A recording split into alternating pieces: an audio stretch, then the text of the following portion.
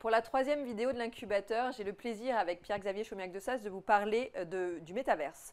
Présenté comme un univers alternatif virtuel, le métaverse désigne une catégorie de plateforme en ligne caractérisée par une simulation sociale interactive, représentée par une modélisation en 3D des utilisateurs dans un espace persistant et évolutif. Au-delà de l'innovation technique que représentent ces plateformes, les métavers sont aujourd'hui une réalité économique et juridique.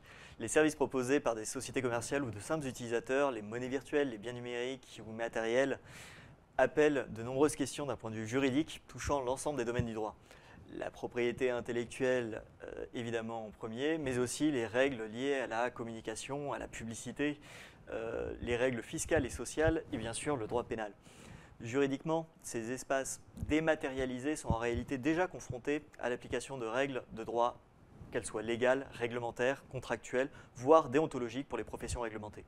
À l'image de l'Internet, certaines législations et réglementations existantes s'intègrent pleinement dans les métaverses et trouvent une application immédiate.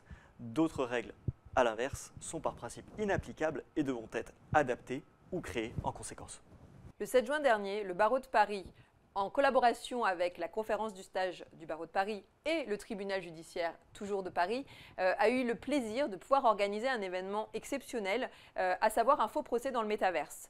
Cette expérience a eu un côté ludique pour les participants puisqu'ils étaient donc équipés de casques pour être dans cette réalité virtuelle et en même temps, il y avait un côté tout à fait sérieux par rapport aux questions que le métaverse peut apporter sur les réflexions à avoir sur la justice de demain, notamment en termes de reconstitution, pour revivre une expérience passée et en termes d'anonymisation. Finalement, donc ce qui se voulait être une première pour une expérience nous a permis de réfléchir sur des sujets assez sérieux et nous a d'ailleurs donné une idée assez intéressante pour la suite, mais je ne peux à ce jour pas vous en dire plus et je vous invite à continuer à regarder nos vidéos.